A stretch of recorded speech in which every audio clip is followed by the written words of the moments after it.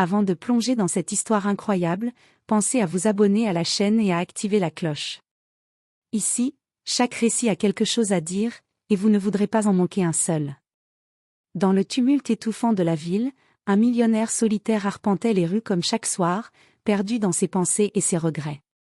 Sa fortune immense n'avait jamais comblé le vide dans son cœur, et chaque succès professionnel ne faisait que souligner sa solitude. Les lumières des vitrines brillaient, mais elles ne pouvaient réchauffer l'ombre qui pesait sur son âme. C'est alors qu'au coin d'une ruelle, une vision inattendue stoppa net ses pas. Une jeune femme tenait un bébé dans ses bras, marchant avec précaution sur le trottoir glissant.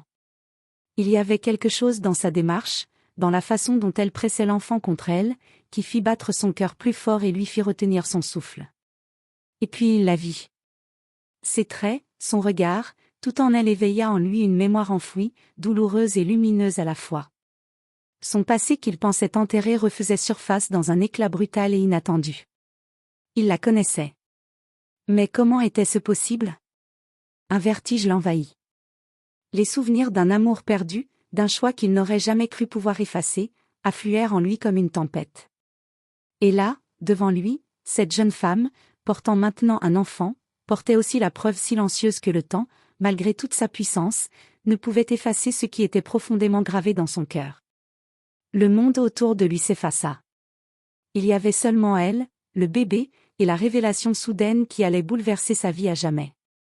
Le millionnaire, Mark Hamilton, resta figé sur le trottoir, incapable de détacher ses yeux de la jeune femme. Il la connaissait, mais cela semblait impossible. Son cœur battait à tout rompre tandis qu'il observait la façon dont elle berçait le bébé, avec un mélange de tendresse et de fatigue. Après quelques secondes qui lui parurent une éternité, il se força à avancer. Chaque pas était hésitant, comme s'il marchait sur des souvenirs.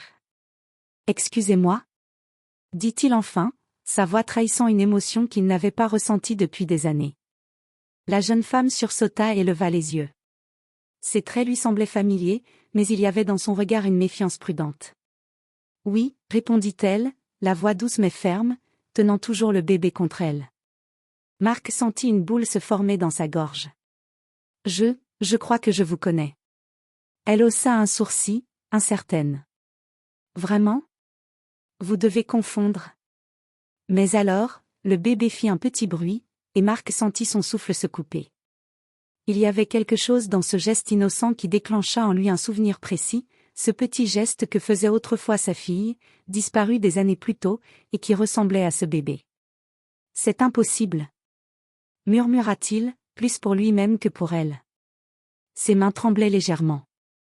Le monde autour de lui s'effaça, et il ne restait que la certitude qu'il devait découvrir la vérité. Mais le moment était fragile. La jeune femme, inconsciente de l'impact qu'elle avait sur lui, semblait prête à s'éloigner à tout instant. Mark devait agir, avant qu'elle disparaisse à nouveau dans la foule de la ville. « Attendez » cria-t-il en courant vers elle, le cœur battant à la chamade. « S'il vous plaît, laissez-moi vous parler. » Elle s'arrêta, surprise, mais son instinct protecteur envers le bébé la rendait prudente.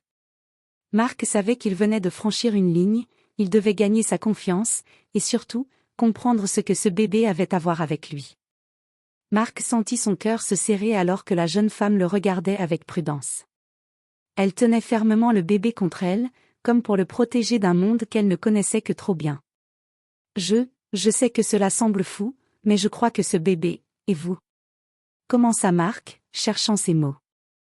Je crois que nous nous connaissons depuis longtemps. La jeune femme le fixa, un mélange de curiosité et de méfiance dans ses yeux. Longtemps? Écoutez, monsieur, je n'ai pas le temps pour les jeux. Le bébé gazouilla et étira ses petites mains vers Mark. À ce simple geste, un souvenir lointain surgit dans son esprit, une journée ensoleillée, une petite fille souriante dans ses bras, et ce même geste innocent. Une partie de lui qu'il pensait perdu refaisait surface. « Attendez » dit-il, plus doucement. Ce geste, il me rappelle quelqu'un que j'ai connu, quelqu'un de très important pour moi. La jeune femme frissonna légèrement. « Vous parlez de qui ?» demanda-t-elle, sa voix plus curieuse que méfiante. Mark prit une profonde inspiration. « De ma fille ? Je croyais que je l'avais perdue. » Ces mots suspendirent l'air autour d'eux. La jeune femme recula légèrement, surprise et confuse. Perdue? Mais ce bébé. Elle montra le petit être emmitouflé dans ses bras. Ce n'est pas votre. Marc sentit une douleur cuisante. Il devait connaître la vérité. Je ne sais pas encore, mais je dois comprendre. Laissez-moi juste savoir, s'il vous plaît. Pendant un moment, le silence régna, seulement troublé par le gazouillis du bébé. La jeune femme hésita, puis, avec une légère hésitation, sembla accepter de parler. Très bien, mais vous devez promettre de ne pas vous emporter. Ce que je vais vous dire pourrait tout changer. Marc acquiesça, déterminé. À cet instant, il comprit que sa vie allait basculer. Ce bébé n'était pas seulement un petit être innocent, il portait avec lui un secret capable de bouleverser toute sa vie. Et pour la première fois depuis des années, Marc sentit un mélange d'espoir et de peur. Il était sur le point de découvrir la vérité, mais la vérité, comme toujours, venait avec son lot de conséquences.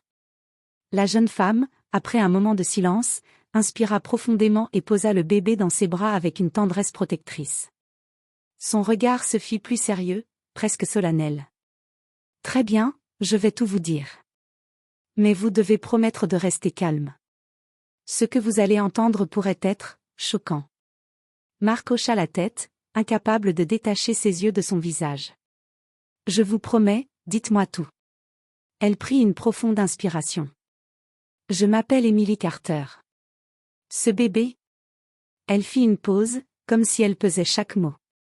Ce bébé est votre fils. Le monde de Marc bascula. Il cligna des yeux, pensant avoir mal entendu. Mon fils? Mais, c'est impossible, murmura-t-il, la voix étranglée par l'émotion. Émilie secoua doucement la tête. Je sais que ça semble fou. Mais c'est vrai. Je ne vous ai jamais trouvé, et j'ai dû élever votre fils seul, jusqu'à aujourd'hui. Marc sentit un vertige le submerger. Il se souvenait vaguement d'une relation brève, passionnée mais interrompue par des malentendus et des choix précipités. Il n'avait jamais imaginé que ce moment aurait pu laisser une trace aussi profonde. Et maintenant, devant lui, ce bébé portait la preuve tangible de ce passé qu'il croyait enfoui à jamais. Il tendit la main, presque instinctivement, vers le bébé. Celui-ci gazouilla et lui tendit les petits doigts, comme pour sceller un lien invisible. Marc sentit les larmes monter. Il avait passé des années à se sentir incomplet, et voilà que le fragment manquant de sa vie se tenait devant lui. Émilie le regarda attentivement, comme pour jauger sa réaction. Alors, vous allez me dire la vérité sur ce qui s'est passé il y a des années. Vous devez comprendre pourquoi j'ai agi ainsi. Marc prit une profonde inspiration, sentant son monde s'effondrer et se reconstruire en même temps. Oui, je veux tout savoir. Et je veux être là pour lui. Pour la première fois depuis longtemps, un sentiment qu'il croyait perdu l'espoir commença à poindre dans son cœur. Mais il savait aussi que la route vers la vérité serait semée d'embûches. Et au fond de lui, il comprit que cette rencontre fortuite n'était que le début d'une série de révélations capables de changer sa vie, et celle de son fils à jamais. Marc et Émilie restèrent sur le trottoir, leurs regards accrochés l'un à l'autre. Le bébé, inconscient du tumulte qui entourait sa naissance, s'endormit paisiblement contre Émilie, créant un contraste saisissant avec la tension qui régnait entre les adultes. Émilie brisa le silence. Il y a des années, nous avons fait des choix, qui ont changé nos vies à jamais. Sa voix tremblait légèrement, mais elle était résolue à raconter. Je n'ai jamais voulu vous cacher mon fils. Mais après que vous soyez partis, je n'avais personne sur qui compter.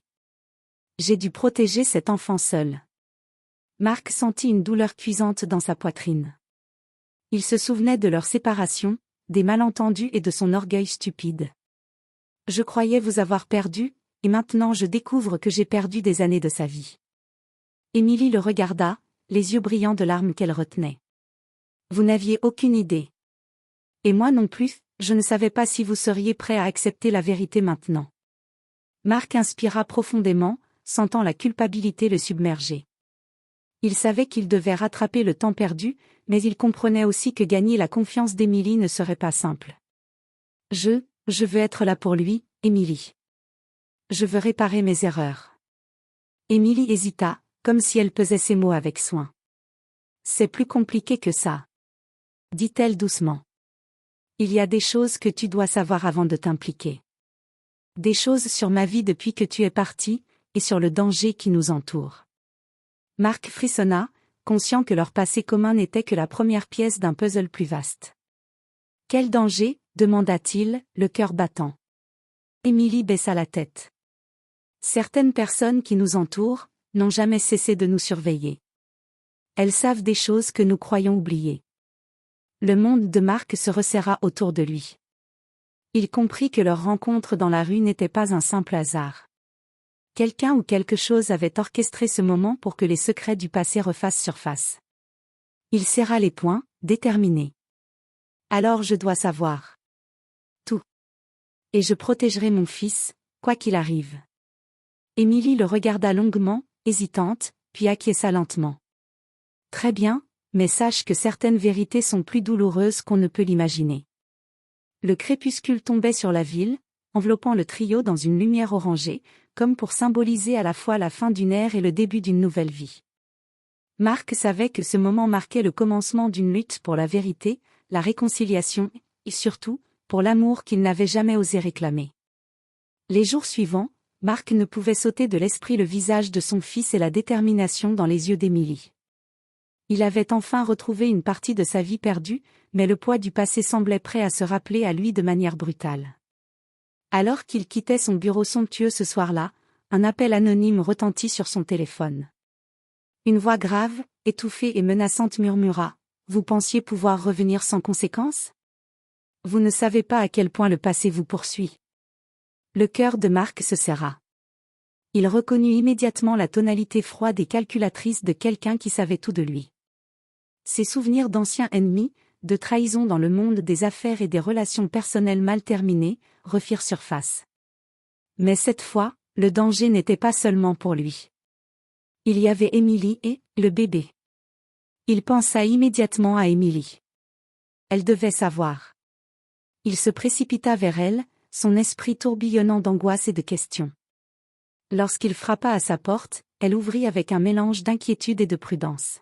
« Émilie » dit-il, essoufflé. « Quelqu'un sait pour nous. » Émilie fronça les sourcils. « Quoi ? Qui ?» Marc secoua la tête. « Je ne sais pas exactement, mais le ton de la voix, je connais cette menace. Elle vient du passé, celui que nous pensions avoir laissé derrière nous. » Émilie sentit son estomac se nouer. « Je craignais que ce jour arrive. » murmura-t-elle. « Il y a des choses que je n'ai jamais partagées, certaines personnes ne veulent pas que tu me retrouves, ni notre fils. » Marc sentit une colère sourde monter en lui, mêlée à la peur. Il avait tout perdu une fois, il ne pouvait pas laisser l'histoire se répéter. « Alors nous allons faire face à ce danger ensemble. Je ne laisserai personne nous séparer. » Émilie le regarda, une lueur d'espoir mêlée à la peur dans ses yeux. « Très bien, mais nous devons être prudents. Ils sont puissants, rusés, et ils ne reculeront devant rien. » Cette nuit-là, Marc se tenait aux côtés d'Émilie et de son fils, déterminé à protéger ce qui lui était devenu le plus précieux. Mais il savait aussi que le véritable combat venait seulement de commencer. Le passé, avec ses secrets et ses ennemis, ne leur laisserait aucun répit. Quelques jours plus tard, la tension monta d'un cran.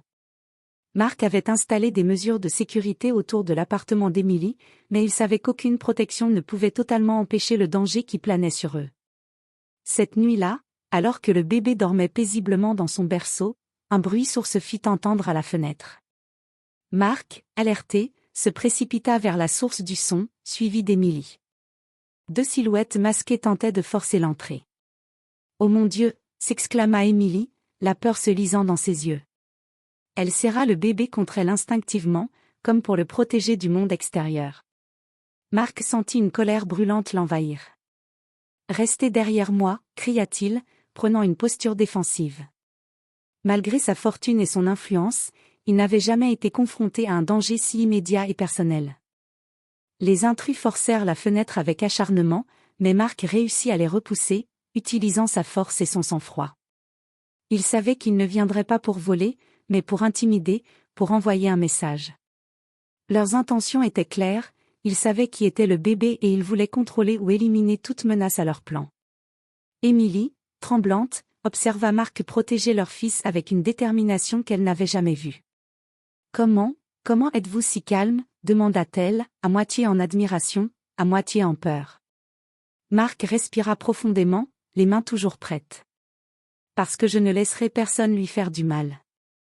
Plus jamais. » Les assaillants, voyant leur échec, reculèrent dans l'ombre, mais une chose était certaine, ce n'était que le début. Marc comprit que le passé d'Émilie et le sien n'étaient pas seulement des souvenirs douloureux, mais des secrets dangereux qui pouvaient mettre leur vie en péril à tout moment. Émilie se rapprocha de lui, le bébé dans ses bras. « Nous devons nous préparer, ils vont revenir. » Marc hocha la tête. « Alors nous allons les affronter ensemble. Rien ne nous séparera, ni eux, ni le passé. » Cette nuit-là, tandis que la ville dormait, un nouveau pacte silencieux se forma entre eux, protéger leur fils coûte que coûte, et découvrir les secrets du passé avant que ceux qui les menaçaient ne les détruisent tous. Le lendemain de l'attaque, Marc et Émilie étaient déterminés à comprendre qui avait tenté de s'en prendre à eux. Le bébé dormait paisiblement dans son berceau, inconscient de la tempête qui grondait autour de lui.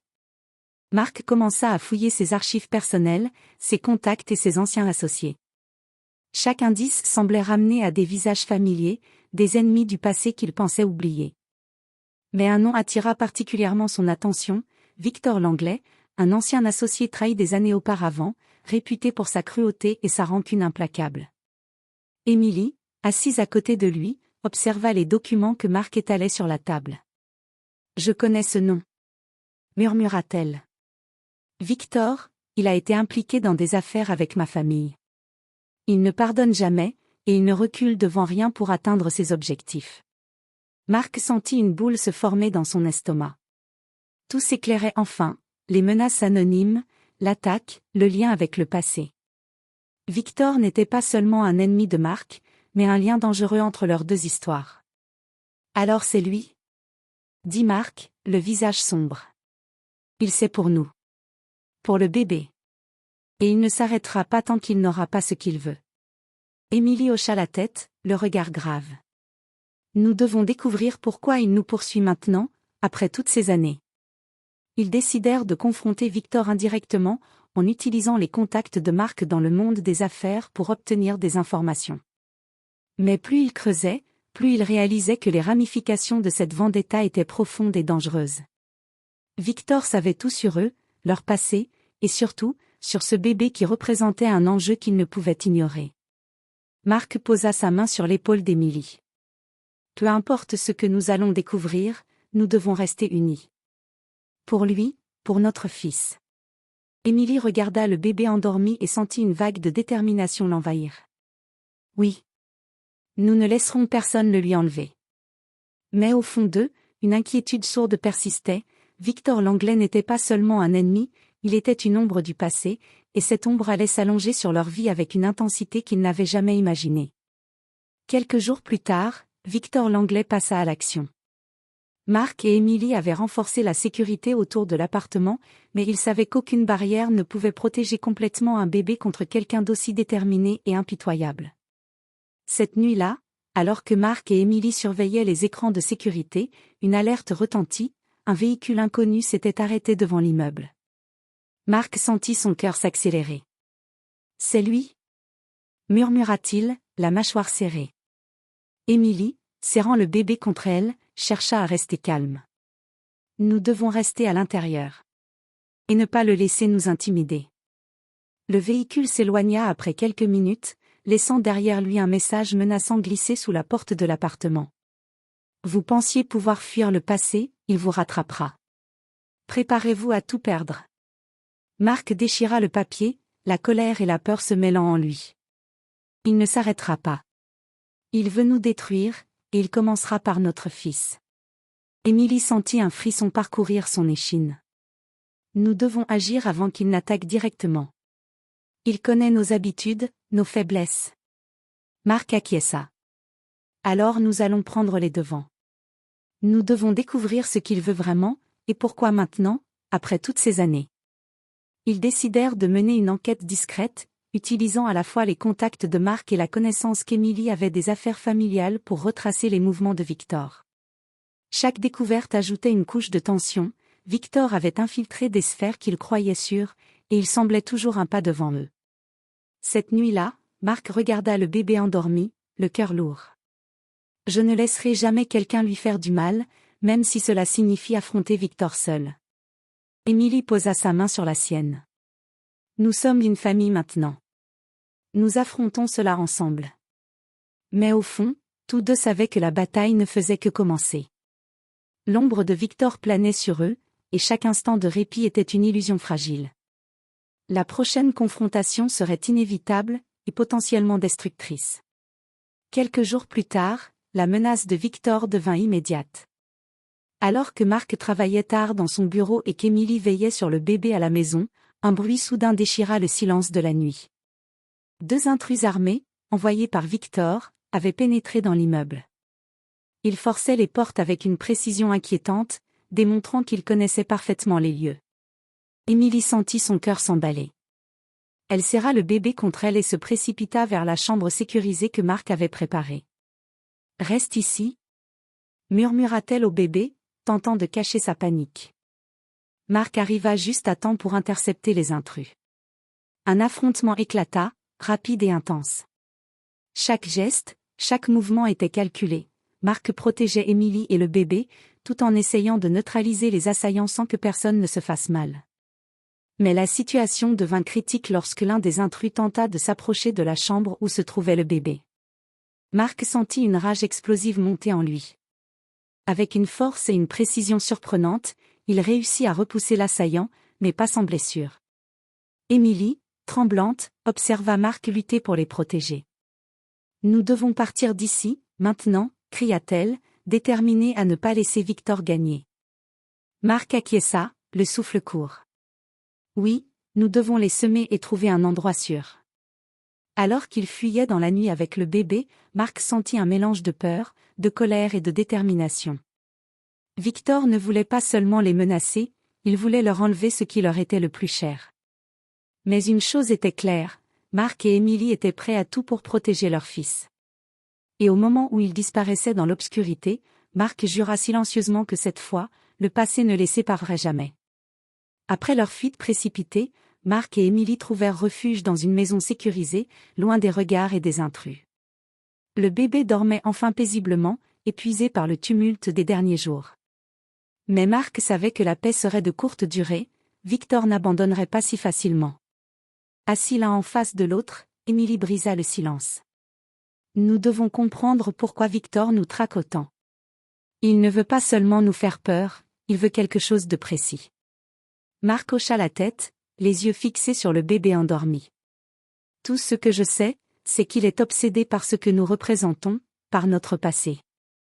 Mais cette fois, nous allons prendre l'avantage. » Grâce à leurs recherches, ils découvrirent que Victor avait un intérêt particulier pour la fortune et les secrets d'affaires de la famille d'Emily, combinés à la position de Mark dans le monde des affaires. Ils pensaient que contrôler leur vie leur permettrait de récupérer ce qu'ils considéraient comme « perdu » depuis longtemps. Le moment de confrontation finale arriva lorsqu'ils décidèrent de tendre un piège, utilisant des informations qu'ils avaient subtilement laissées fuiter à Victor. Quand celui-ci arriva sur les lieux, il se retrouva face à Mark et Emily, ferme et résolu. « C'est fini, Victor », déclara Mark d'une voix calme mais autoritaire. « Vous ne toucherez jamais à notre fils. » Victor, surpris par leur préparation et leur détermination, comprit que ces anciennes menaces ne suffiraient pas. Après un échange tendu, il dut se retirer, humilié mais toujours calculateur. Alors que le danger immédiat s'éloignait, Mark prit Emily et leur fils dans ses bras. « Nous avons survécu, ensemble. Et rien ni personne ne pourra nous séparer à nouveau. » Emily sourit, les larmes aux yeux, serrant le bébé contre elle. « Nous avons traversé l'ombre du passé, et nous sommes plus forts. Maintenant, nous pouvons enfin construire notre vie, ensemble. » Le soleil se leva sur la ville, baignant la famille d'une lumière nouvelle, symbolique d'un avenir rempli d'espoir, d'amour et de promesses tenues. Mark savait que, malgré les épreuves, le plus précieux avait été retrouvé, sa famille, unie et protégée, prêtes à affronter tout ce que la vie leur réservait.